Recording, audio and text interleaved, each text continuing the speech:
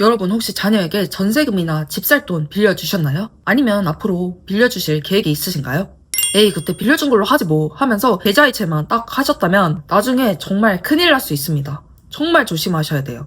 나는 분명히 빌려준 돈이라고 생각을 했는데 국세청에서는 자녀에게 공짜로 준 돈 바로 증여라고 봐버리는 거예요. 어디서 차용증만 쓰면 된다 라는 말을 들으시고 그냥 가볍게 차용증 쓰시는 분들도 많이 계세요. 근데 차용증을 쓰시더라도 이 세 가지를 모르시면 차용증도 다 휴지 조각이 됩니다. 법적 효용이 없어진다는 뜻이에요. 안녕하세요. 세금지킴이 헤일리틱스의 양하은 세무사입니다. 제가 오늘 이 영상을 왜 준비했냐면요. 최근에 상담 오신 한 어머니분이 계세요. 아들 전세금으로 2억 정도를 보태주시고 전세기간이 끝나고 나면 회수하겠다라는 차용증도 쓰셨대요. 근데 차용증에 이 내용들이 없어서 국세청은 이걸 자녀에게 빌려준 돈이라고 보지 않고 증여로 봐서 세금이 수천만 원이 나오셨다는 거예요. 아 진짜 평생 모은 돈인데 라고 하시면서 말씀하시는데 제가 너무 마음이 아프더라고요. 그래서 준비했습니다. 오늘은 복잡한 이야기는 안 할 거고요. 영상 끝까지 보시면 실수 없이 안전하게 차용증 쓸 수 있는 방법에 대해서 완전하게 이해하실 수 있게 되실 거예요. 복잡한 용어들 다 빼고요. 오늘은 필수적으로 들어가야 될 것들 3가지에 대해서 말씀드리려고 합니다. 차용증에 이것만 넣으면 국세청이 와도 절대 못 건드립니다. 증여세 100% 피할 수 있는 방법 지금 바로 시작할게요.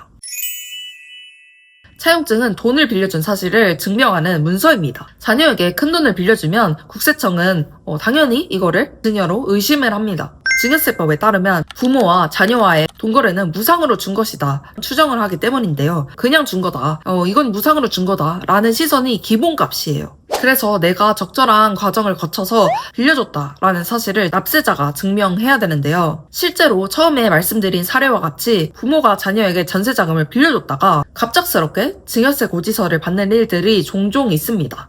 그냥 잠깐 빌려준 건데 왜 세금이 나오나요?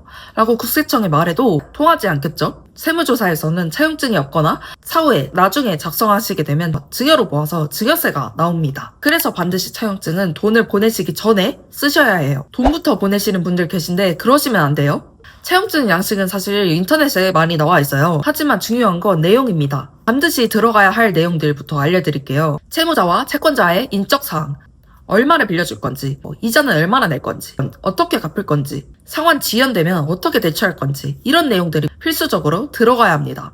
정말 남과의 거래에서 혹은 은행에서 대출하는 것처럼 전부 다 적으셔야 돼요. 그리고 세무조사를 시작해서 쓴 게 아니라 나는 이미 예전부터 쓰고 돈을 빌려준 거다라는 증빙도 필요한데요. 그걸 위해서는 전자계약서를 활용하거나 그 해당 날짜에 인감증명서를 떼거나 우체국에서 내용 증명을 보내는 방법도 있습니다. 이 중에 가장 추천하는 방법은 전자계약서를 쓰시는 건데요.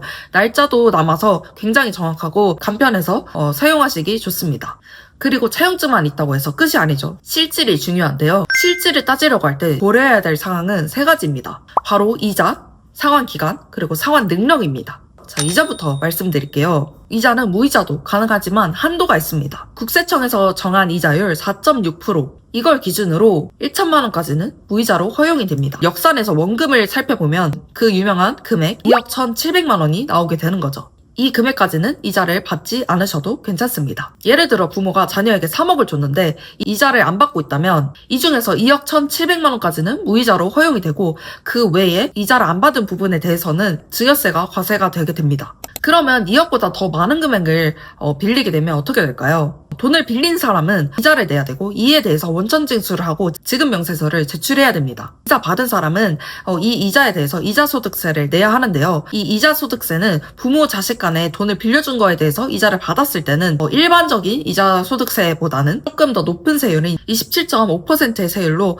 이자소득세를 내야 합니다. 그리고 종합소득세율이 좀 높으신 분들은 이 세율보다 더 많은 금액을 이자소득세로 낼 수 있기 때문에 저는 개인적으로 이런 것들을 다 챙길 수 없고 이자소득세율이 너무 높아지시는 분들은 딱 이 한도 안에서 2억 1,700만 원의 한도 안에서 대여를 하시는 것을 추천드립니다. 그리고 상환 기간도 중요한데요. 상환 기간이 20년, 30년 되면 사회 통념상으로 봤을 때는 그냥 빌려줬다라고 볼 수는 없고 그냥 준 것으로 볼 수가 있겠죠. 이렇게 장기간 대출을 하시는 거는 증여로 의심받을 여지가 큽니다. 일반적으로는 제가 추천드리는 범위는 3년에서 5년 사이로 일단 차용증을 쓰시고 갚을 수 있는 계획도 함께 기재를 하시는 것이 안전합니다. 가장 적절한 기간은 10년 이내로 설정하시되 우선은 짧게 해주시고 상호 합의하에 연장할 수 있다. 연장 조건을 달아주시는 방향을 추천드립니다. 마지막으로 국세청에서 가장 유심하게 보는 것은 진짜 이 사람이 갚을 능력이 있냐라는 것인데요. 예를 들어 월 소득이 200만 원밖에 안 되는 자녀가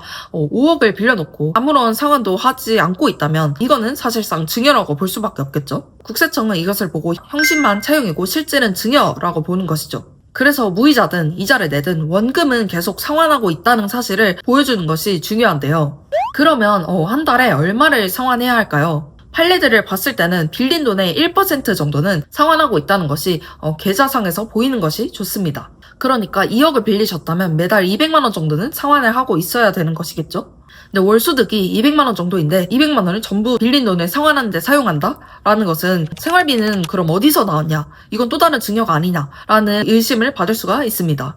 그래서 반드시 사회 통념상 인정될 만한 상환 능력을 고려해서 돈을 빌리시는 것이 중요합니다. 상환 능력이 없거나 경제적인 활동을 하지 않는 자녀에게 빌려주시는 것은 돈을 받을 생각이 없는 게 아니냐, 당연히 무상으로 돈을 준 게 아니냐라고 의심을 받을 여지가 있습니다. 친구가 일도 안 하고 있는데 이유 없이 돈을 빌려주진 않잖아요. 상환 능력이 없는데도 빌려준 것은 사회 통념상으로 봤을 때 아무 목적 없이 준 거라고 볼 가능성이 높겠죠. 이렇게 차용증을 제대로 갖춰서 쓰지 않으면 수천만 원, 수억 원에 달하는 증여세뿐만 아니라 가사세까지 낼 수 있습니다. 실제로 6억까지 빌려줬다가 거의 4, 5억에 달하는 세금이 추징된 사례도 있습니다. 차용증은 있어도 실제 상환한 내역이 없고 상환 능력까지 의심받는다면 증여로 간주되는 것이죠. 그렇기 때문에 차용증을 쓰시더라도 정확한 방식으로 쓰시고 적절하게 상환을 해 나가시면서 활용을 하시는 것이 중요합니다.